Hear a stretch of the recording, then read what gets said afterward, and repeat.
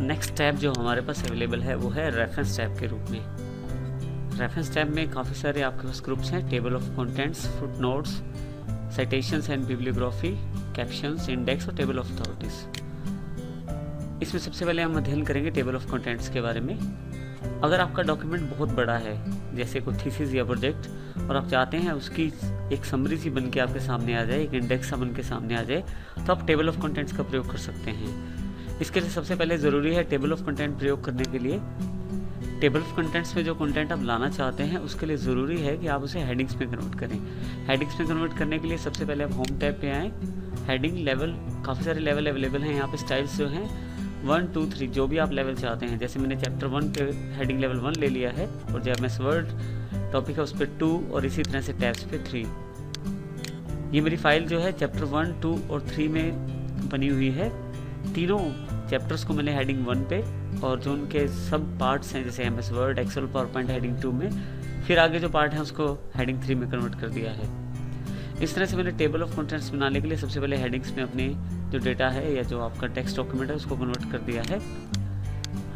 Reference tab में आए, जहाँ भी आप टेबल ऑफ कंटेंट डालना चाहते हैं वहाँ क्लिक कीजिए। रेफरेंस टैब पे जाके टेबल ऑफ कंटेंट पे काफ़ी सारे स्टाइल अवेलेबल हैं आपके पास जो बिल्ट इन है। जिस पे आप क्लिक करेंगे वैसा स्टाइल आपके पास अवेलेबल हो जाएगा, और देखिए आपके पास टेबल ऑफ कंटेंट अवेलेबल हो गया है।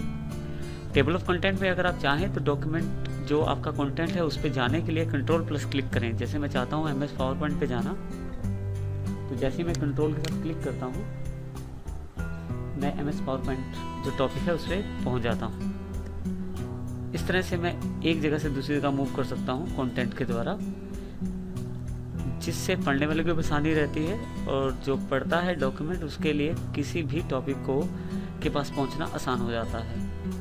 इसके अलावा अगर आप चाहते हैं कि टेबल ऑफ कंटेंट में कुछ ऐड किया जाए या कुछ हटाया जाए, तो उसके लिए ऐड टेक्स्ट का उपयोग भी कर सकते हैं। मान लीजिए टैब्स जो मैंने यूज़ किया है ये नहीं चाहिए मुझे अब टेबल ऑफ कंटेंट में, ऐड टेक्स्ट में जाके do not show in table of contents कर दूंगा। आप चाहते हैं कि फाइल टैब दिखाया जाए, तो फाइल पे क्लिक किया, ऐड टेक्स्ट पे गए, और लेवल 1, 2, 3 जो आप चाहते हैं, जैसे मैं 3 लेवल चाहता हूँ, 3 पे मैंने क्लिक कर दिया। टेबल ऑफ कंटेंट में देखें तो अभी कोई बदलाव नज़र नहीं आया है। टेबल ऑफ कंटेंट में चेंज करने के लिए आप चाहें तो यहाँ अपडेट टेबल पे क्लिक कर दें, चाहे तो यहाँ ग्रुप में जाके अपडेट टेबल पे क्लिक करें। जैसे अपडेट टेबल पे क्लिक करेंगे आपके पास 2 ऑप्शन है कि आप पेज नंबर अपडेट करना चाहते हैं या पूरा टेबल। अगर आप पेज नंबर अपडेट करते हैं, मान लीजिए आपका कोई टेक्स्ट है या कंटेंट है एक पेज से दूसरे पेज पे चला गया है, तो ये पेज नंबर उसका चेंज करके खुद ही दिखा देगा। एंटायर टेबल करने के लिए आप एंटायर टेबल पे क्लिक करके ओके करें, तो जो आइटमें आपने ऐड या वहाँ से हटाई हैं या डिलीट की हैं वो आइटम्स के साथ टेबल ऑफ कंटेंट अपडेट हो जाएगा। रेफरेंस टैब में जो हमारे पास नेक्स्ट ग्रुप अवेलेबल है वो है फुटनोट्स का। हमारे पास यहाँ पे insert footnote, insert and note जैसी कमांड्स है। सबसे पहले हम देखेंगे इंसर्ट फुटनोट एंड नोट में क्या फ़र्क है। हर पेज के लास्ट में जो नोट दिखाया जाएगा वो तो फुटनोट कहलाएगा, और जो सबसे लास्ट, यानी कि मान लीजिए 10 पेज का डॉक्यूमेंट है और सबसे लास्ट वाले पेज पे जितने भी नोट्स दिखाए जाएंगे वो एंड नोट्स कहलाएंगे। इसका अर्थ ये हुआ कि जो पेज बाय पेज आपका नोट्स दिखाए जाएंगे वो फुट नोट्स हैं, और सबसे लास्ट में इकट्ठे नोट्स जो दिखाए जाएंगे वो एंड नोट्स हैं। फुट नोट डालने के लिए आप सबसे पहले जहाँ फुट नोट डालना चाहते हैं उस एरिया को सिलेक्ट करें, इंसर्ट फुट नोट पे क्लिक करें। अब ध्यान से देखें, जहाँ पे मैंने फुट नोट इंसर्ट किया था वहाँ नंबर 1 आ गया, और बिल्कुल पेज के लास्ट में लिखने के लिए आपके पास जगह आ गई। जो भी आप नोट देना चाहते हैं वो दे सकते हैं।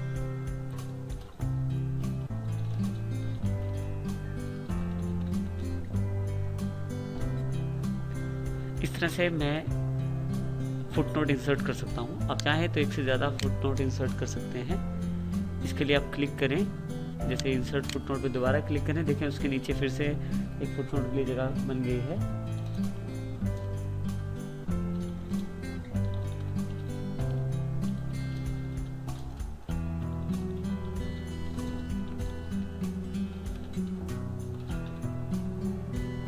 देखिए इस तरह से मैंने अपने जो डॉक्यूमेंट में 2 फुट नोट इंसर्ट कर लिए हैं। इसी तरह से अगर आप एंड नोट डालना चाहते हैं तो एंड नोट भी डाल सकते हैं। आप केवल सिलेक्ट कीजिए, इंसर्ट एंड नोट पे क्लिक कीजिए, ये सबसे लास्ट वाले पेज पे चला जाएगा।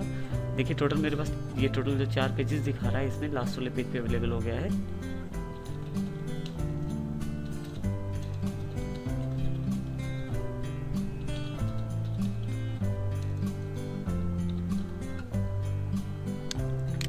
आप चाहें तो इस तरह से जितने भी चाहे इंसर्ट कर सकते हैं, एंड नोट या फुट नोट।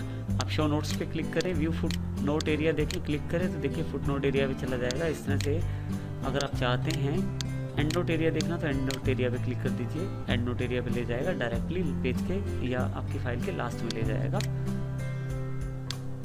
इस तरह से आप नेक्स्ट फुट नोट देखना चाहते हैं तो नेक्स्ट फुट नोट पे ले जाएगा। मान लीजिए मैं यहाँ फर्स्ट फुट नोट में वर्ड पे डाला था, नेक्स्ट फुट नोट करता हूँ तो नेक्स्ट फुट नोट फाइल 2 पे था। चाहे तो प्रीवियस फुट नोट पे जा सकते हैं, नेक्स्ट एंड नोट पे, प्रीवियस एंड नोट पे। इस तरह से आप नोट्स पे जा सकते हैं। इस तरह से आप इन नोट्स का उपयोग कर सकते हैं।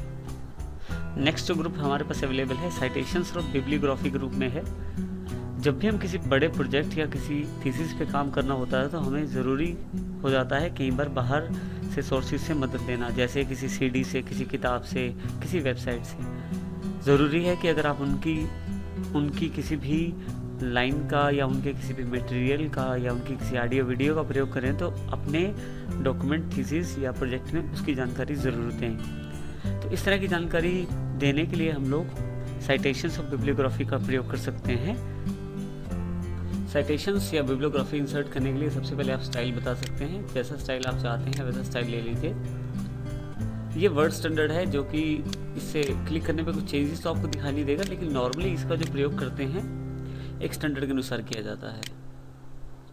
मैनेज रिसोर्सेज पे जाइए, वहाँ पे जाके आप ध्यान दीजिए। यहाँ पे मैंने ऑलरेडी एक जो मास्टर लिस्ट में ऐड किया हुआ है जिनका डॉक्यूमेंट या जिनकी जानकारी मैंने अपने डॉक्यूमेंट या अपने प्रोजेक्ट में प्रयोग की है। ये हैं Chatterjee Arvind, basics of computer 2010 में जो किताब है इनकी। अब मैं अगर चाहूँ तो यहाँ से न्यू पे क्लिक करके नया सोर्स भी इंसर्ट कर सकता हूँ। देखिए मैंने जानकारी इंसर्ट कर दी और इसे ओके कर दिया। तो जैसे इंसर्ट करता हूँ वो मेरे पास जानकारी अवेलेबल हो जाती है।